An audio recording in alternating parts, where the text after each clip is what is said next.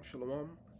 First and foremost, I'd like to begin by giving all praise and glory unto Yahweh, Bahashem Yahushai, Bahashem Rachakodash. Double honors to the elders and to the apostle of Great Millstone, and enough respect to the brothers out there pushing and spreading the gospel of Yahweh Bahashem Yahushai to the foes of the world. Now, through the spirit and power of Yahweh Bahashem Yahushai, I just want to do a quick lesson on the chariots of the Most High, and this is inspired by a congressional hearing that happened yesterday on the topic of UFOs or unidentified anomalies, phenomena, or UAPs. And of course, we in the truth who have an understanding of the mysteries of Yahweh Shemashai, we know that these are the chariots of the Most High, or as the scriptures put it, the chariots of the Most High is simply put. And so I'm just gonna play this video. I had to watch the whole thing, and I put some timestamps for some important information to be brought out, and hopefully this is edifying. So let's get right into it. I also want to note that have also served us in our military data in front here, and note that also we amongst you have folks that have also served us in our military. And I know that for many of you, this has been a difficult process, but I'm very grateful to have you with us today, and thank you for joining us. I also want to note that today's hearing builds on a quite, I think, also historic public hearing that we had many months ago that Mr. Grothman and others helped lead in this very same hearing room, where I believe we began a really important public conversation about UAPs. And so I want to thank him for that, and I especially want to thank Chairwoman Mays for her continued advocacy on this topic. I also want to start with some facts. We know that there are objects or phenomena observed in our airspace, as our witnesses will testify, and also possibly in our oceans. In many cases, we don't know what they are, and this is, of course, why we're discussing UAPs. Now, the All-Domain Anomaly Resolution Office, AARO, has reported hundreds of UAPs that remain, quote, uncharacterized and unattributed, and which, quote, appear to have demonstrated unusual flight characteristics or performance capabilities and require further analysis. This is our own AARO office. Now, we shouldn't prejudge what they might be. I'm certainly not going to. We need evidence. But what we are detecting things, and we know that we don't understand them, and this is worth investigating. And this is, let me just play that again. But what we are detecting, we shouldn't prejudge what they might be. I'm certainly not going to. We need evidence. But what we are detecting things. So this is the mindset of, Esau, Edom, and that's why it's going to be his downfall, because he needs everything to be presented to him on a platter. You do have the high elite who actually knows that these are the chariots of the Most High, but you have people like him, right, on lower levels, and the average Edomites, and the heathens, and our people in that kind of mind state, in the same mind state, are they see these things, the evidence presented to them in part, but they don't want to believe. They want to see what we've been saying in the scriptures wholly. But what they don't understand is that the evidence, the complete evidence that they're looking for, it comes at the expense of their salvation. You want to see that the chariots of the Most High is Yahweh Shai before you believe.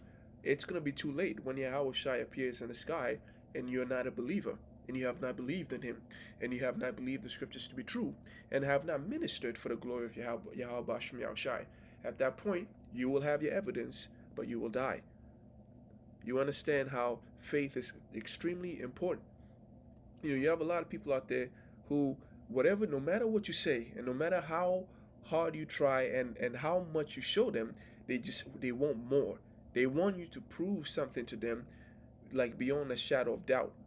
But the Most High doesn't deal that way. The Most High, whenever he gives out the command, or whenever he sends his prophet out there, there's a level of faith that it's involved in that. You have to believe in the prophets when they tell you the Assyrians are coming, the Babylonians are coming. You have to believe in the prophets when they tell you that the Romans will come, that the Grecians will come, in order for you to be able to save yourself. You have to be able to believe in Yahushua when he tells you, when you see the abomination of desolation spoken of in the book of Daniel, flee into the mountains. You have to believe that before it happened. But if you wanted to see the evidence, right, of a prophet, then you would have to be caught in the middle of the perils that they had prophesied of. And this is why Yahweh Shai is going to kill a lot of people, man. The scripture says he treaded the winepress, and his garment was sprinkled with blood. And the scripture says that when he treaded the winepress, blood, and we're going to get that precept, there was blood that came out of it. So he's gonna have to kill a whole lot of people because because apparently faith is it's something that's shared among a very, very small group of people in comparison to the entire population of the world. All right, so let's go. Things, and we know that we don't understand them, and this is worth investigating. Now, the American people have legitimate questions, and I believe it's critical that Congress should help address them. This is about the truth and science and facts. Now, transparency and faith in our institutions is vital in a good democracy. Now, I'm proud to say that this hearing will build on that important bipartisan work, and I want to thank everyone for being involved, including members of our committee. Now, in our last hearing in July, we heard testimony that a significant number of pilots of major airlines have witnessed UAPs as well, but have no real confidential way of reporting them to the government. We heard that commercial pilots who encounter UAPs may be hesitant to speak openly due to stigma or fear of retaliation. We also know that Aero has reported that, and I want to quote, that most reports still reflect a bias towards restricted military airspace, a result of reporting from military personnel and sensors present in such areas. And so the lack of ability for civilian pilots raises real safety concerns and limits our ability to understand UAPs. This is a particular piece of this conversation that I am very interested in. Now, our last hearing inspired us to introduce the Safe Airspace for Americans Act, joined by Chairman Grothwin, Chairwoman Mace, and a bipartisan group of Okay, let me jump up to 1425.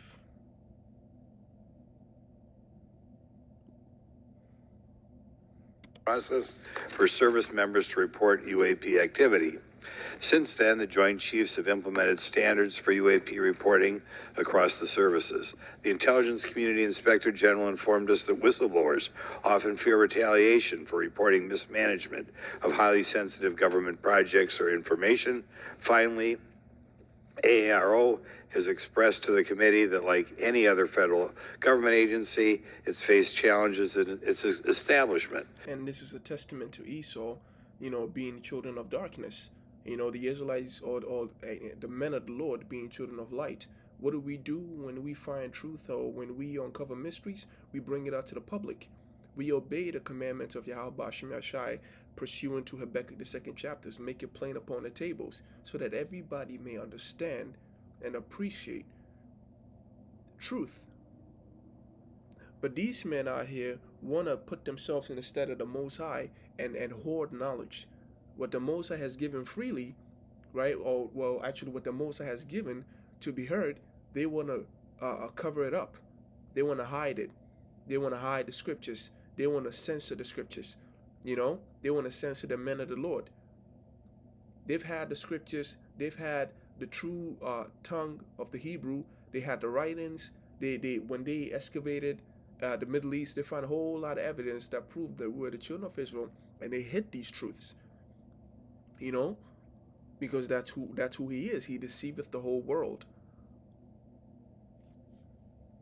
Specifically in hiring staff to manage UAP historical records and coordinating with other federal agencies. All right, so let's move on. Well, these agencies have been helpful to us in understanding the challenges that come from collecting UAP data. None of them have been able to substantiate the claims made at this hearing last year by David Grush. Despite our committee members endlessly questioning these agencies inside and outside of a skiff. I hope our witnesses today will be able to provide evidence and content that is worthwhile to our pursuits of eliminating government waste and increasing transparency. To help alleviate some of the roadblocks, I'm supportive of measures that were included in last year's National Defense Authorization Act to increase transparency and improve record-keeping measures when it comes to UAPs. All right, let me just jump up to the next point.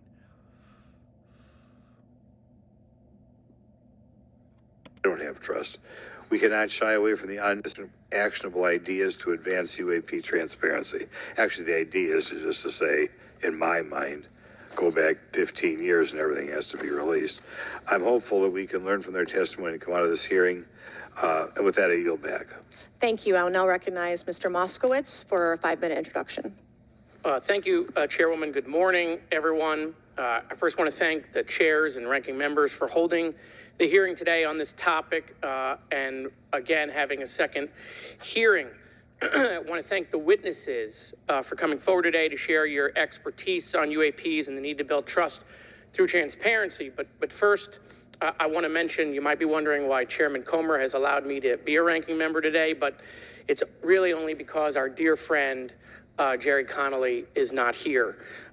As Chairwoman Mace mentioned, he was diagnosed with esophageal cancer, and all of us on this committee know. All right, let's, I thought I had to, I may have messed this one up.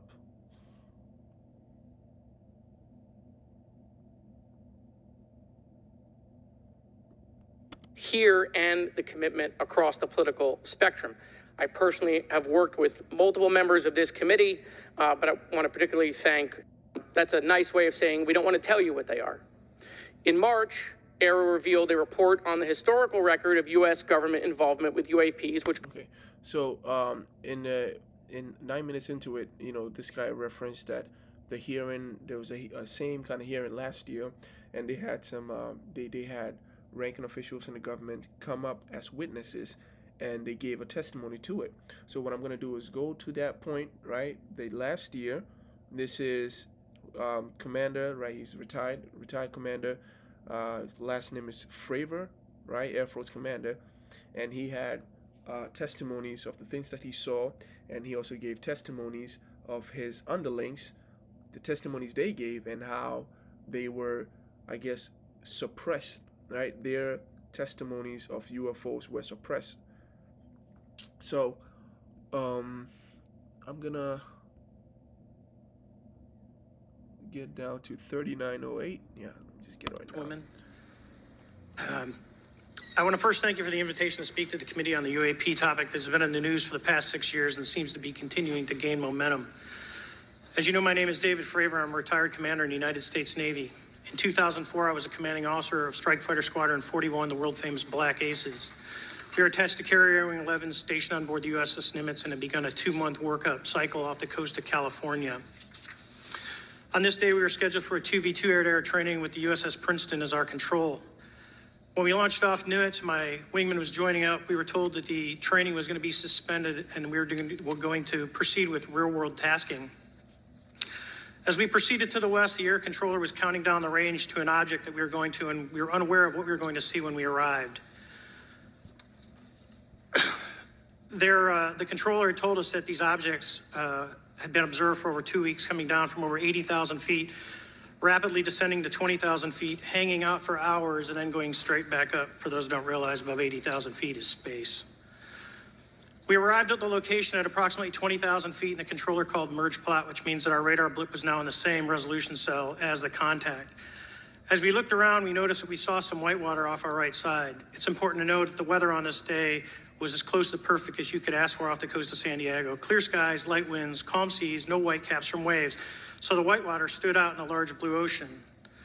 All 4 of us, because we were in F-18Fs, so we had pilots and Wizzo in the back seat, looked down a small, saw a white tic-tac object with a longitudinal axis pointing north-south and moving very abruptly over the water like a ping-pong ball. There were no rotors, no rotor wash, or any sign of visible control surfaces like wings. As we started clockwise towards the object, my Wizzo and I decided to go down and take a closer look with the other aircraft staying in high cover to observe both us and the tic-tac. We proceeded around the circle about 90 degrees from the start of our descent, and the object suddenly shifted its longitudinal axis, aligned it with my aircraft, and began to climb. We continued down another 270 degrees, nose low, where the tic-tac, or we considered 270 degrees to where, and we went nose low to where the tic-tac would have been.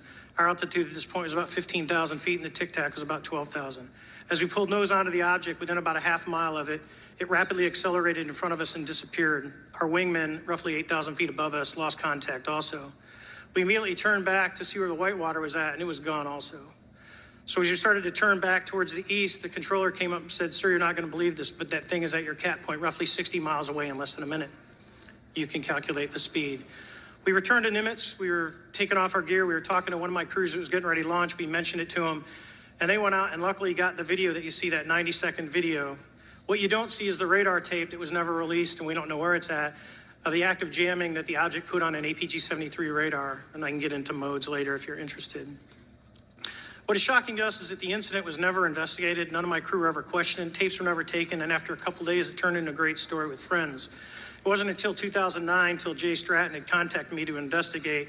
Unbeknownst to all, he was part of the ATIP program in the Pentagon led by Lou Elizondo. And there was an unofficial official report that came out that's now on the internet. Years later, I was contacted by the other pilot, Alex Dietrich, and asked if I'd been contacted, and I said no, but I'm willing to talk. I was contacted by Mr. Elizondo, and we talked for a short period of time, and he said we'd be in contact.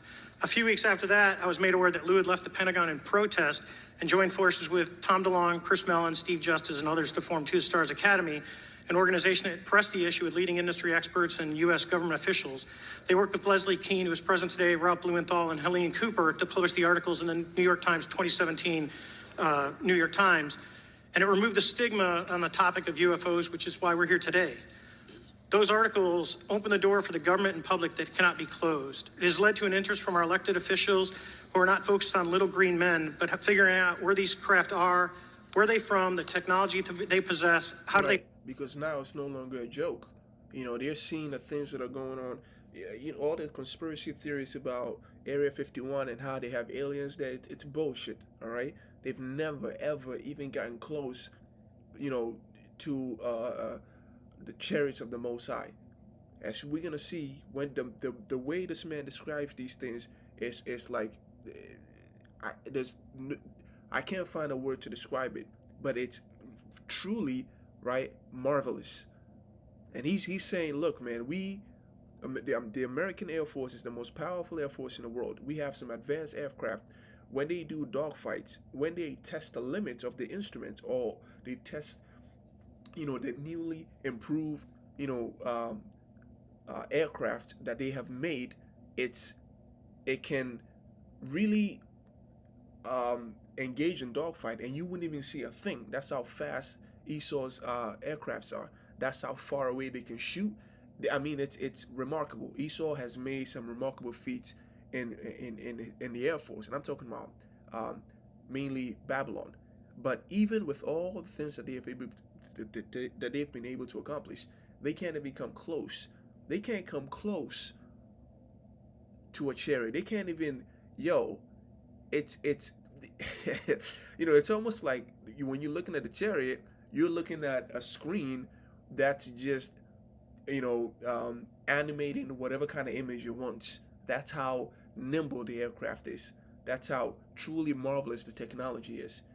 It can move in a straight line. It can move in a wave. It can stay stationary and act like a ping pong. You know, it can stretch. It can zoom in and zoom out. It can fly underwater. It can come right down to the horizon, sea level, and zip right back out of space. I'm gonna watch it. By the way, this is him. I'm reading it off just so we do, because he speaks very fast, and I was lucky enough to find a transcript, or like I guess what the best that they can do, right? But it's a PDF in the official Oversight House committee. I don't know. So we're just gonna skim through it and read, and hey, continue watching the video. They operate. It also led to the Whistleblower Protection Act and the NDAA. There are multiple witnesses coming forward to say that have firsthand knowledge, and Mr. Grush just covered that. What concerns me is that there's no... Pretty much they try to cover it up, but eventually, you know, some journalists from the New York Times were able to get their hands on the, let me see right now.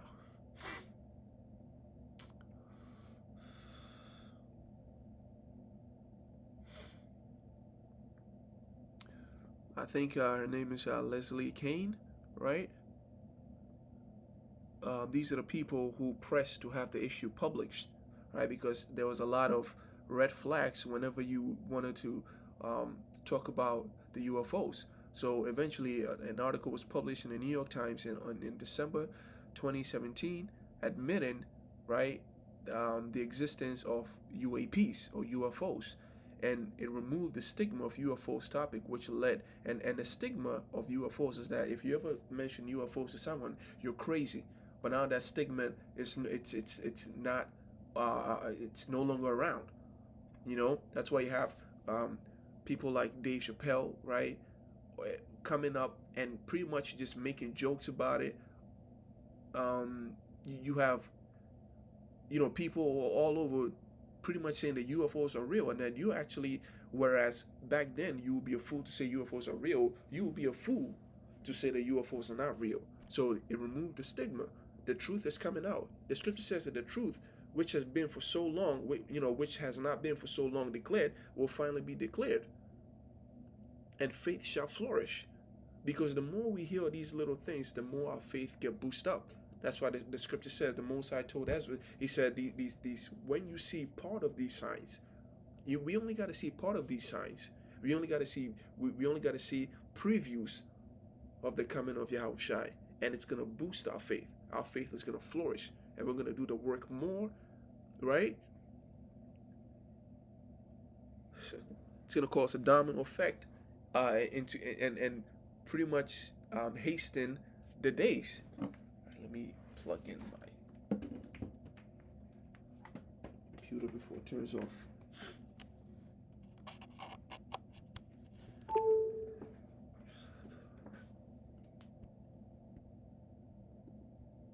Oversight from our elected officials on anything associated with our government processing or working on craft.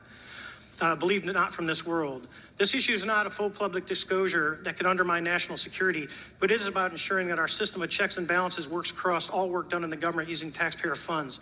Relative to government programs, even unacknowledged WAVE programs have some level of oversight by the appropriate committee members in the House and Senate, and this work that is said to be occurring from whistleblower testimonies should not be exempt.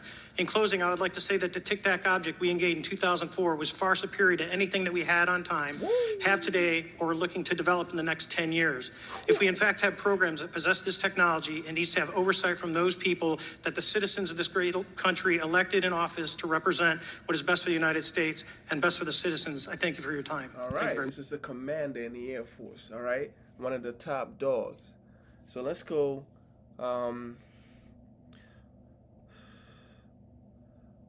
That's him. Let's go to a man named Graves, right? These are one of the witnesses. Matter of fact, 4420. Yeah, let's just keep going. Very much. Thank you very much. I know For the rest, I don't have like a script, so we're just gonna have to pay attention and be very attentive, in order to understand what's going on entirely. Very difficult for all of you, all you've done in the past to try to illuminate this issue. Calling myself first for some questions. I'm going to start with Mr. Graves. Are pilots that you interact with as part of your organization, do you feel adequately trained and briefed on how to handle encounters with UAPs? No. Right now, military witnesses to UAP have limited options for reporting UAP. But more concerning is that commercial aviation sector has not adapted to the lessons that the military has implemented. The military and Department of Defense has stated that UAP represent a critical aviation safety risk. We have not seen that same language being used in the commercial markets. They are not acknowledging this risk. Okay, what steps do you think you have to be taken to improve a pilot's UAP reporting, be it military or commercial? Right now, we need a system where pilots can report without fear of losing their jobs. There is a fear that the stigma associated with this topic is going to lead to professional repercussions, either through management or perhaps through their yearly physical check. So having a secure system, reducing the stigma, and making this information available through the public is going to reduce the concerns that aircrew have. Could you just give me a little idea of the degree to which reports in the past are not made public right now? Well, I don't think there has been a proper reporting system to gather those reports and thus not report them. So to answer your question, I think there is a dearth of data due to the fact that the reporting has been limited up to this time. Could you tell me why you believe it's, kind of to play the devil's advocate, a reason why some of this stuff should not be available to the public? There's certainly some national security concerns when we use our advanced sensors in our tactical jets to be able to identify these objects. However, there's no reason that the objects themselves would be classified. I would be curious to see how the security classification guideline actually spells out the different nuances of how this topic is classified from the perspective of UAP, not national security. I'll give you a follow-up on that. Assuming that there are reasons why not all this should be made public, this has been around for a long period of time. Can any of the three of you think of any reason why anything related to UAPs, say 15 years and back, should not be immediately made public? I think one of it is acknowledging a vulnerability, both from a collection and I'll just say a countermeasure perspective. So it's not we haven't cracked for many years. Yeah. Even say 20 years back. Is there any reason why, when you go back that far, things shouldn't be made public? Unless it shows a specific national security vulnerability as it relates to a weakness in a particular defense system. Oh, okay. Yeah, so they can't think of any good reason why for so long, for 20 years, and I think it even goes further than that, they can't even come out here and say it. And that's because the people above them, right, those that are above all the system that's created by Edom, those that are engaging in witchcraft, the banking families, those that are dealing from the spiritual demon Satan, at that point it becomes a spiritual matter. So they can't really think of any reason why people above them are suppressing this information. But we know that it's ultimately because of the witchcraft, and this is a challenge that the Most High, as a matter of fact, let me see right now.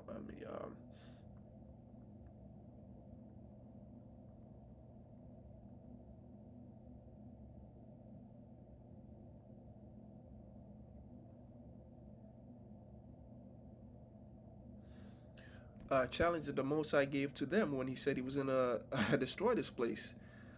Let's see, 47.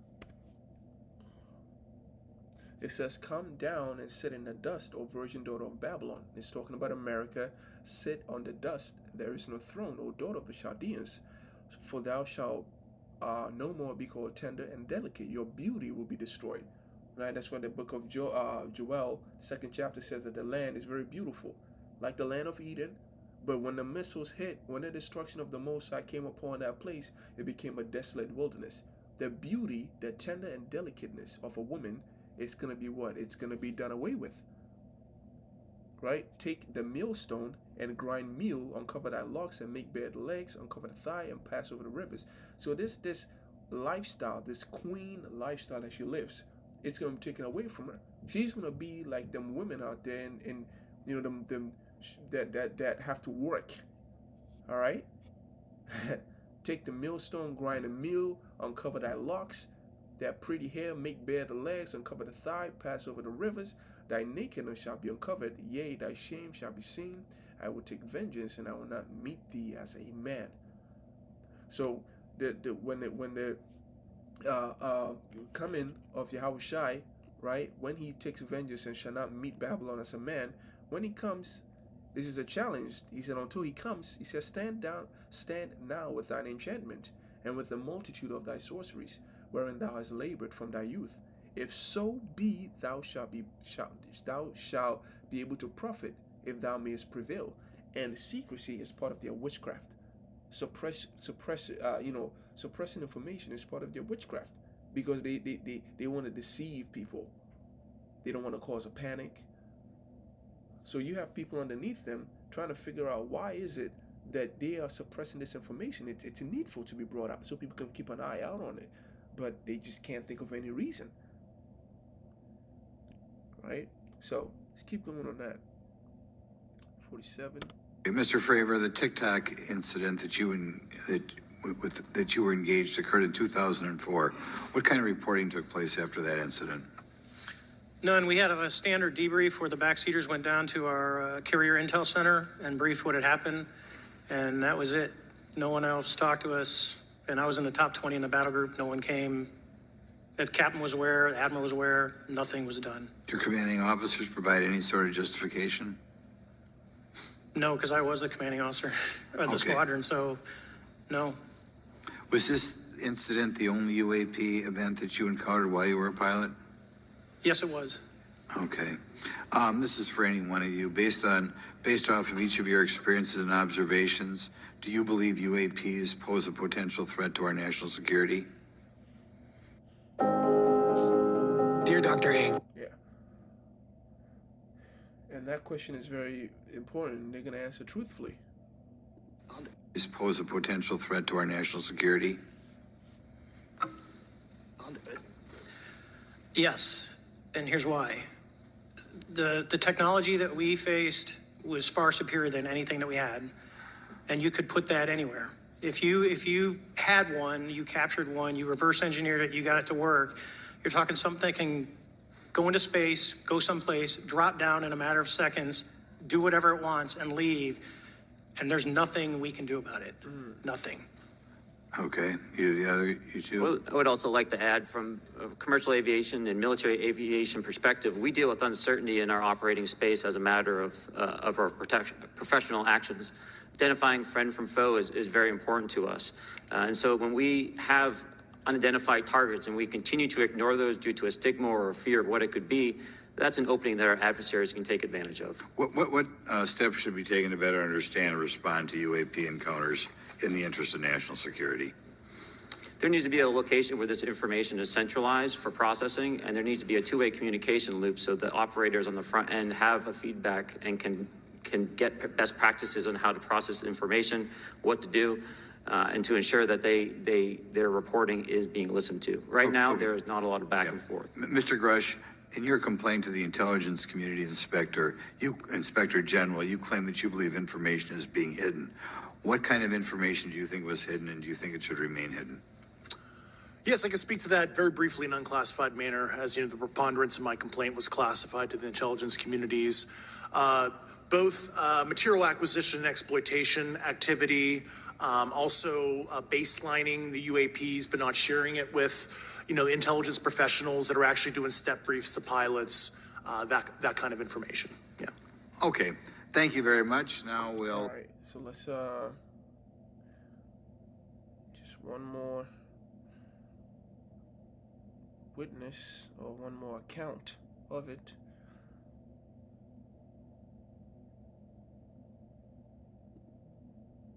And I would encourage everybody to read that. Thank you, Mr. Chairman. I yield back to you for no time. Very good. Mr. Raskin?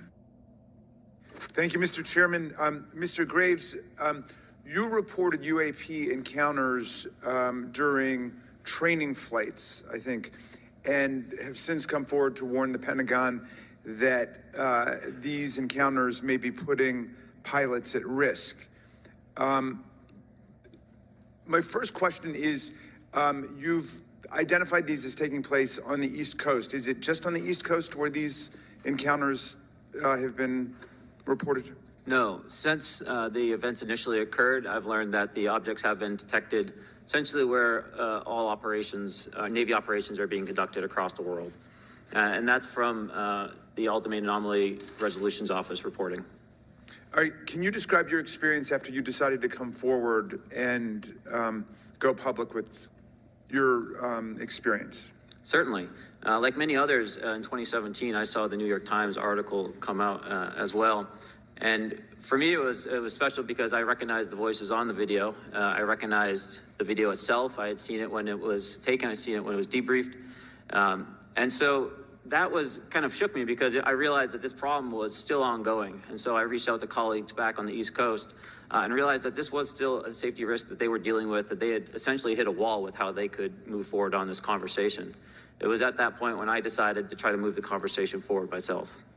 Are there common characteristics to the UAPs that have been cited by different pilots? And can you describe what the convergence of descriptions is? Certainly.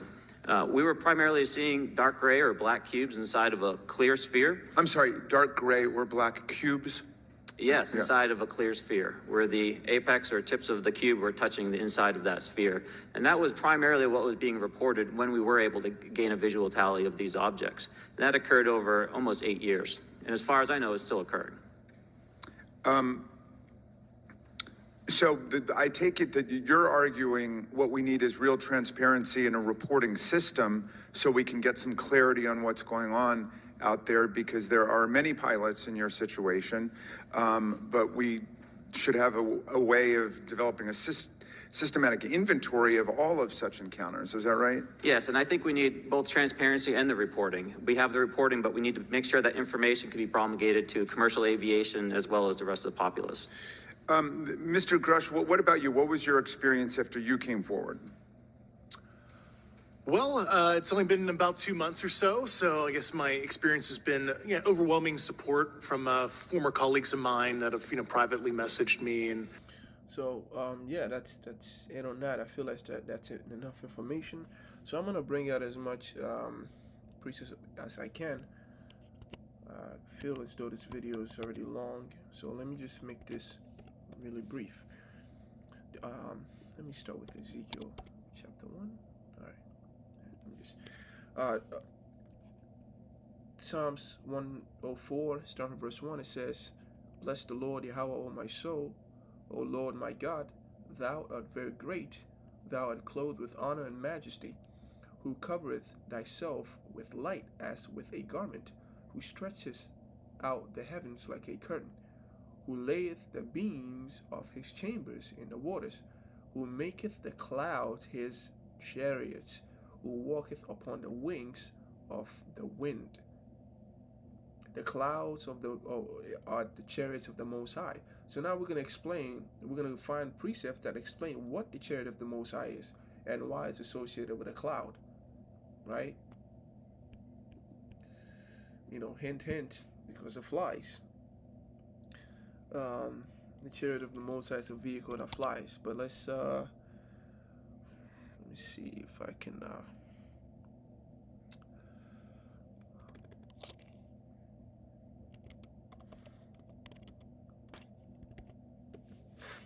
Nope.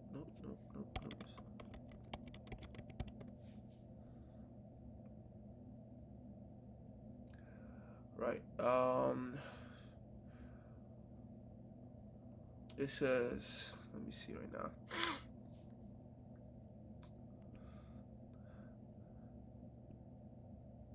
Right, it says, "And it came to pass, as they were still on and talked, that behold, appeared a chariot of fire and horses of fire, and parted them both asunder, and Elijah went up by a whirlwind into heaven." This is not the precept I was looking for.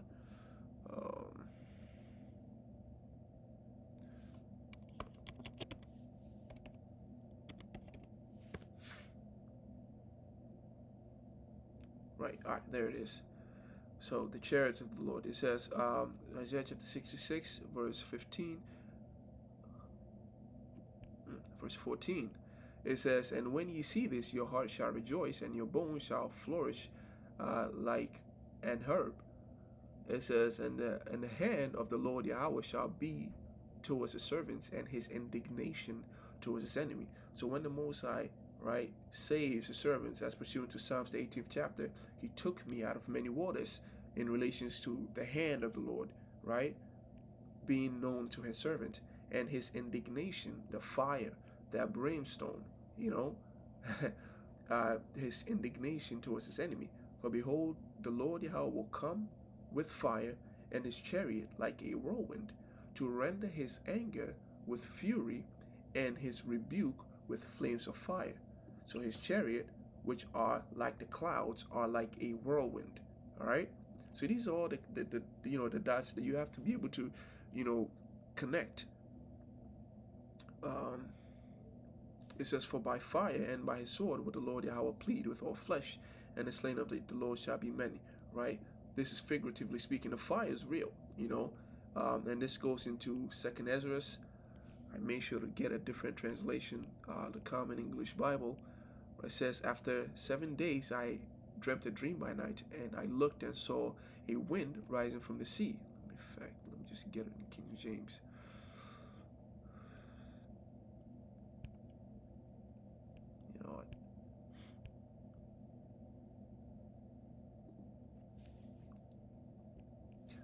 It says, "And it came to pass."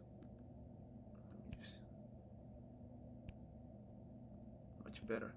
2nd Ezra chapter 13, it came to pass after 7 days I dreamt a dream by night, and lo, there arose a wind from the sea, and it moved all the waves thereof.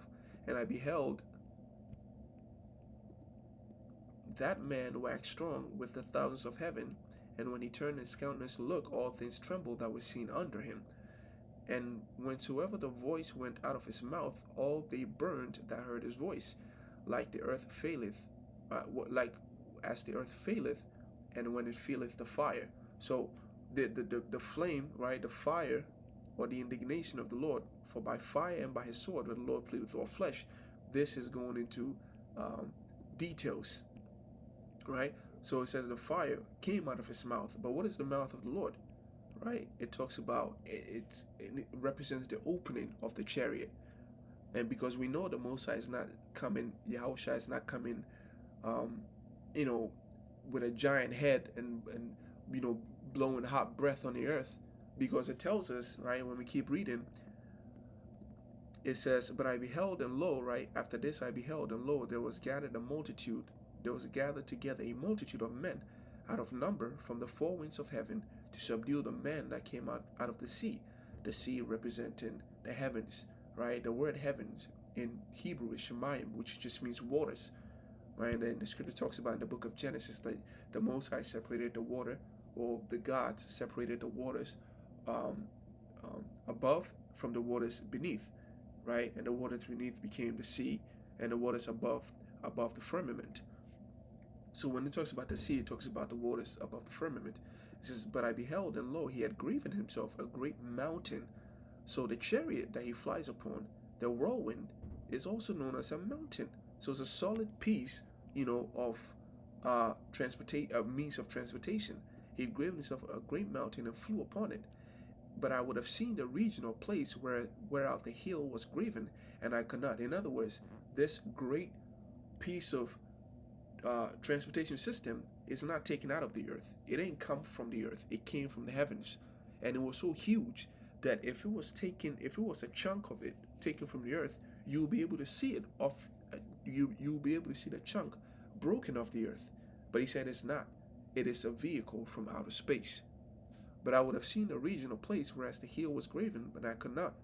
And after this I beheld, and lo, all they which were gathered together to subdue him were so afraid, and yet durst fight. I can hear the fear in these men's voice. They talk about it's a great threat. It's far superior than anything that they've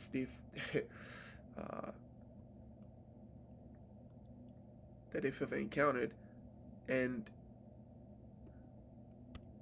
in a jamming or very high-end system prior to the APG-79. Launched after we landed. You were looking at, correct? No, we actually joked that the Tic Tac was communicating with something when we came back, and because of Whitewater didn't do about it. For a second, if was far, and here's why. The technology that we faced was far superior than anything that we had, and you could put that anywhere. If you had one, you captured one, you reverse engineered it, you got it to work, you're talking something that can go into space, go someplace, drop down in a matter of seconds, do whatever it wants, and leave, and there's nothing we can do about it. Nothing. So that's the fear in your voice. We can already hear that now, right? But they durst fight, and durst is just an old way of saying dare. They dared fight Yahushua, right? It says, and lo, that's because the Most High put the spirit in them. You're gonna be afraid, but I want you to complete your wickedness so I can beat the shit out of you. It says, and lo, as he saw the violence of the multitude that came, he neither lifted up his hand, nor held sword, nor any instrument of war, but only as I saw, he sent out of his mouth again, and as it has been a blast of fire, and out of his lips a flaming breath, and out of his tongue he cast, right, out sparks and tempest, and they were all mixed together, the fire, the blast, the flaming breath, and great tempest, and fell with violence upon the multitude which were prepared to fight, and burnt them up every one, so that upon a sudden an innumerable multitude nothing was to be perceived, but only dust and smell of smoke. When I saw this, I was afraid. So jump back to the book of Isaiah. It says, for by fire and by his sword will the Lord Yahweh plead with all flesh, and the slain of the Lord Yahweh shall be many. You know, and we know this is talking about the future, because it talks about the heaven, you know. Let me see.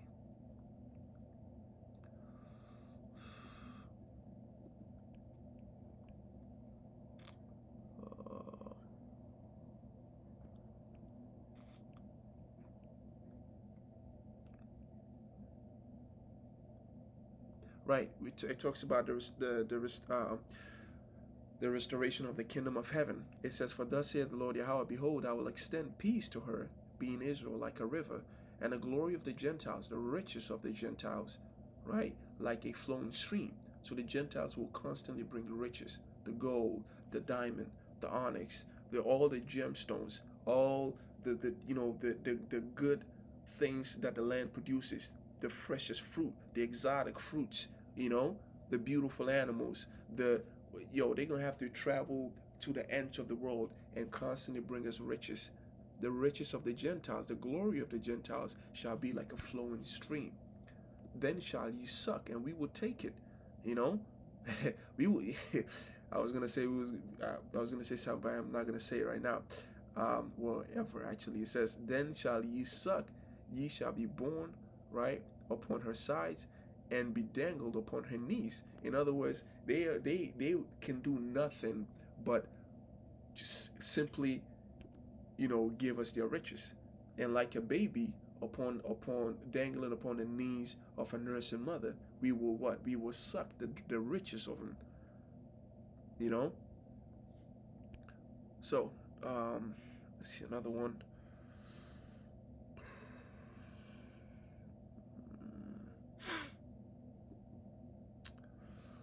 Let's see if I can find.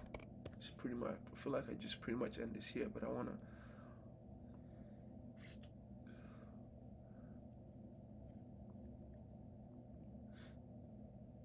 Right, it says he rode upon a cherub and did fly, yea, he did fly upon the wings of the wind. So let me see.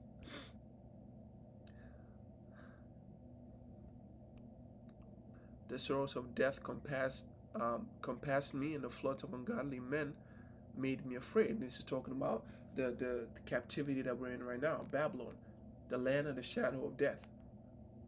Right? And sorrows of hell compassed me about, and snares of death prevented me. We're closing on all sides. That's why David later on said that my enemies they are too strong for me. Matter of fact, let me see right now.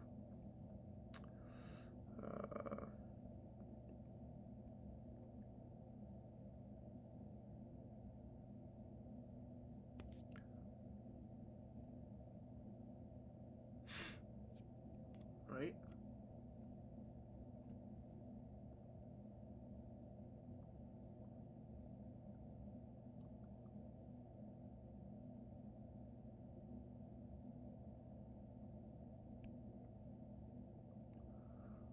I feel like I just missed it.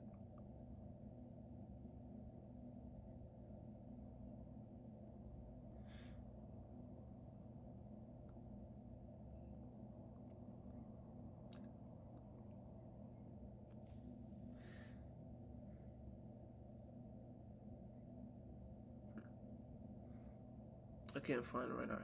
I don't remember the last place I found it, but yeah, So let's see.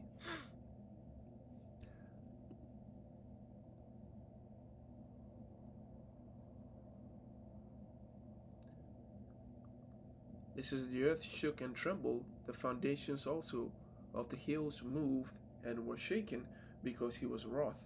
There went up a smoke out of his nostrils, and a fire out of his mouth devoured. Coals were kindled by it. He bowed the heavens also, and came down, and darkness was under his feet. He rode upon a cherub, yea, he did fly, right? And he did fly upon the wings of the wind. He made darkness his secret place. Now, if he's just hovering in the air, right? Why is darkness underneath his feet? And the only reason is that the chariot is the mountain that we spoke of in Second Ezra is casting a shadow underneath him. You know, he blocked off the sun, and his pavilion round about him were dark waters and thick clouds of the skies. It's big, man. The chariot is huge. At the brightness that was before him, his thick clouds passed, hailstones and coals of fire. Right. The Lord Yahweh also thundered in heavens, and the highest gave his voice, hailstones and coals of fire. He sent out his arrows and scattered them, and he shot out lightnings and discomforted them. You know. So here it is. The chariot comes up, right, and it casts a shadow. It's darkness. If you standing underneath Yahushua, you know the chariot is just casting a huge shadow, and this is on top of the smoke that comes from the missiles that are shot off in Babylon. So really, the Most High is what he dwells in darkness. That the world is gone. It's World War III, you know. And because it's war, probably the great is gone, because the scripture talks about the plagues, right? The plague of darkness shall come upon Babylon. So darkness in every sense. And it says at the brightness, right, that was before him, his thick clouds passed. So what is the brightness that comes? The laser from the chariot. And it comes out of him, right? His thick clouds pass, hailstones and coals of fire. Because once that hit, it's going to be a bright fire, a bright light. A bright light, you know? The Lord Yahweh also thundered in the heavens, and the highest gave his voice, hailstones and coals of fire. So now, whenever you hear of the fire, it talks about the mouth. But reading off in Psalms the 18th chapter, the fire is described as brightness, right? Or in a sense, light. Now, where else is light mentioned of in the scriptures in, you know, according to the chariots? I believe it's Habakkuk 3rd chapter.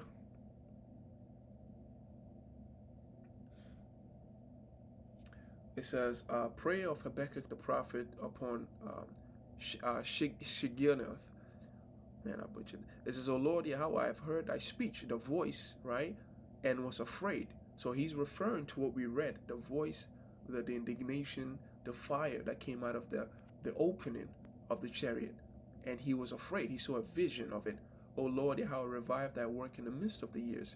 In the midst of the years, make known, and in wrath remember mercy. Because when the prophet Habakkuk saw the vision of the end times, all he saw was the destruction. So in his prayer, he's saying, revive thy work in the midst of the years. The work being the work in Israel, you know, pursuing to the book of Ezekiel, the 37th chapter. The revival, the dry bones, that because of prophecy, breath went into them, and flesh and sinews and skin, and they became a living being. This is his work, right? The nation of Israel, through the elect, or the 1/3, being revived. And in wrath remember mercy. And we read in the book of Psalms, the 18th chapter, when the Most High was doing a lot of killing, right? When he was sending down hailstones and coals of fire, when he was sending down thunders, right, by his voice, it says, he sent from above, he took me and drew me out of many waters. And waters representing the book of Revelations.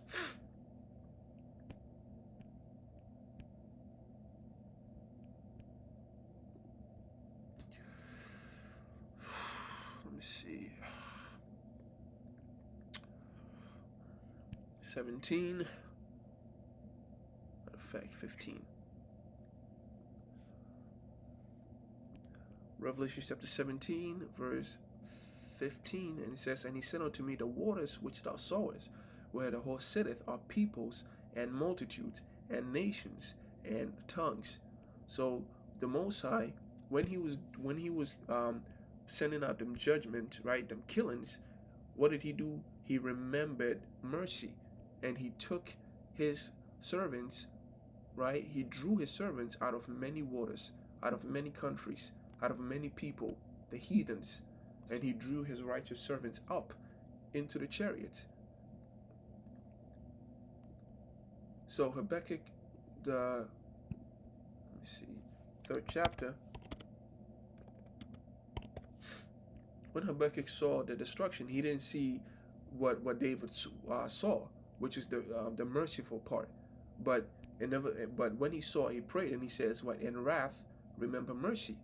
It says, "God came from Teman, and the Holy One from Mount Paran, Salah. His glory covered the heavens, and the earth was full of his praise.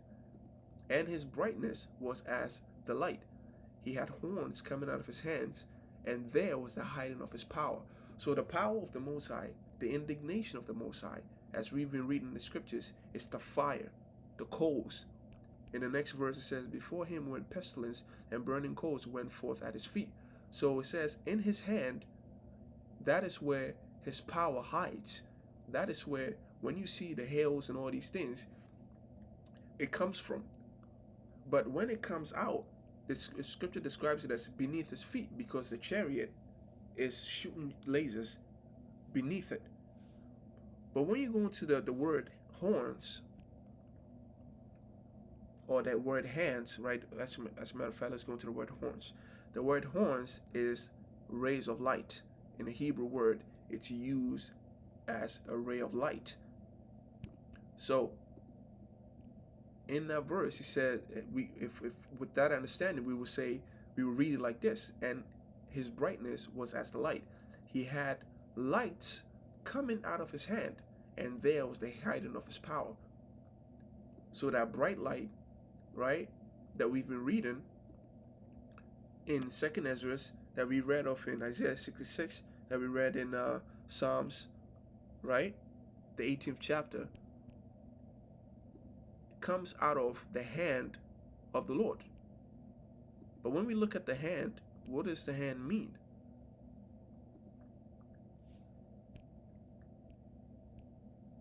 The word hand in this context, right, in the many ways in which hand can mean, one of them is an axle tree or an axle.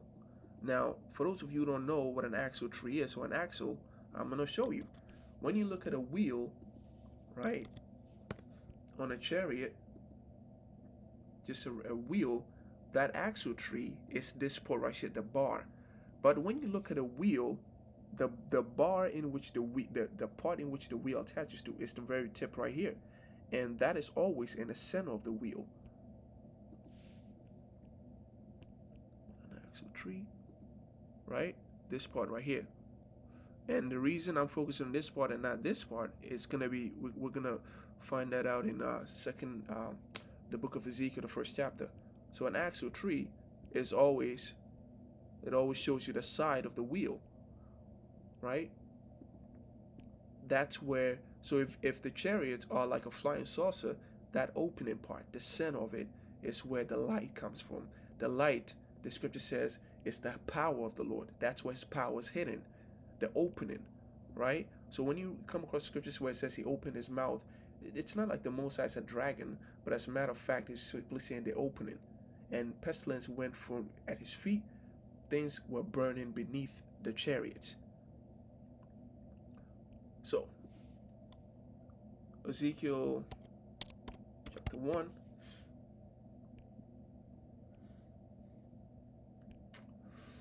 It says, "And I looked, and behold, a whirlwind came out of the north, a great cloud," right? Same thing.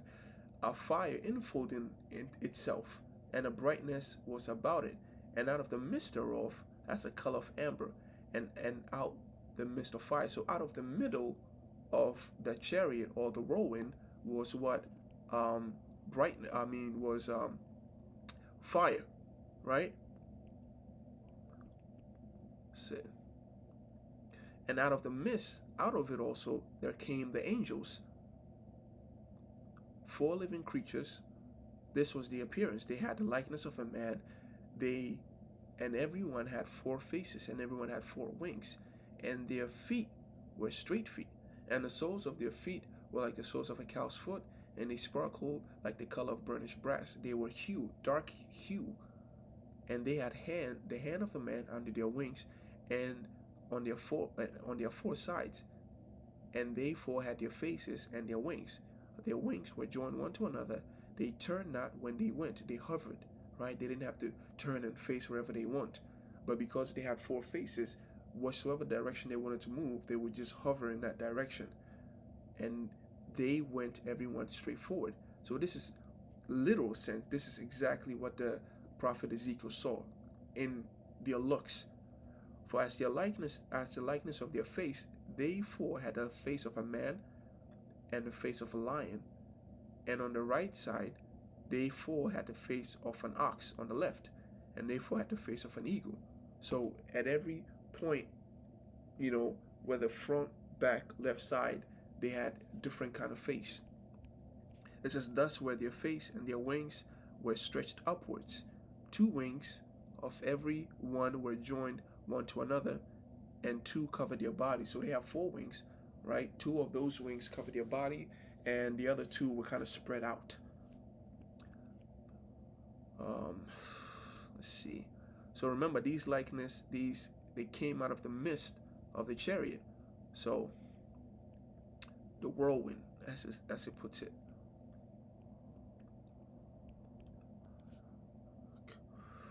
Let me see. It says, and they went everyone straight forward, whether the spirit was to go, they went, and they turned not when they went. As for the likeness of the living creatures, their appearance was like burning coals of fire, and like the appearance of lamps.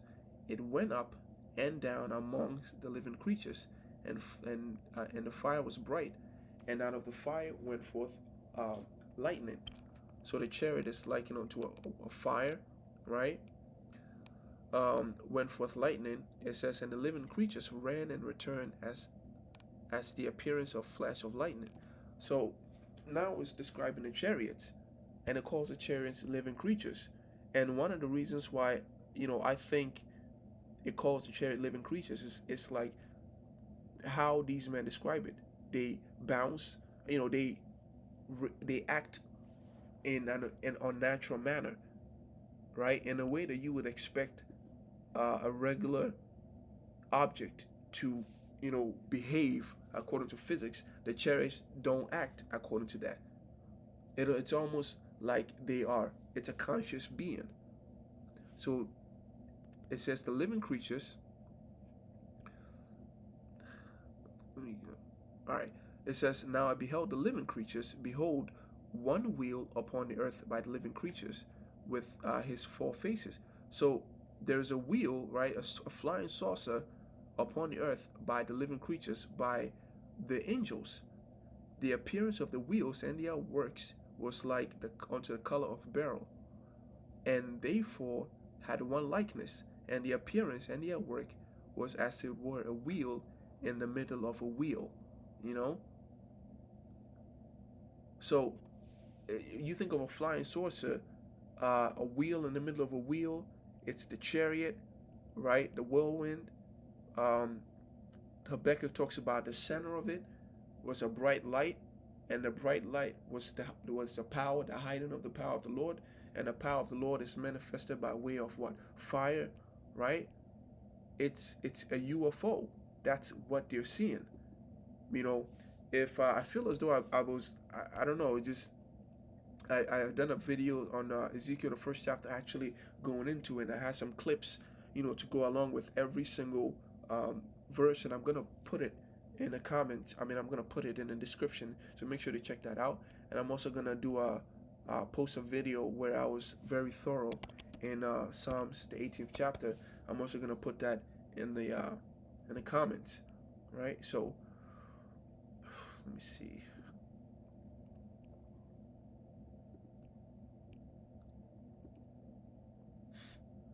Stating that, look, we're coming to the end of this thing. That's why the scripture says redeeming the times. Right. You got to know what time you were in, man. Right. So I did this, and I had some clips in there. I also had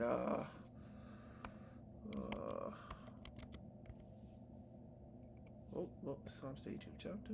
Yes. So I'm gonna post these videos. And this is talking about what? I'm gonna post these in the description. I had everything thought out, you know. And yeah, so with that, I'm gonna end it right there. Shalom to the Akims and Akwa still listening in truth and sincerity. Yahweh Hashem Shabrak. And may the lesson of election be upon all our houses. And may the Most High, like it's written off in Psalm 18th chapter, may He draw us out of many waters, right, and show His mercies, and deliver us from His indignation. So with that, we're gonna end it by giving all praise, honor, and glory to Yahweh, Bahashem Yahushai, Bahashem Rachakadosh, Lai Walam Aman. Shalom.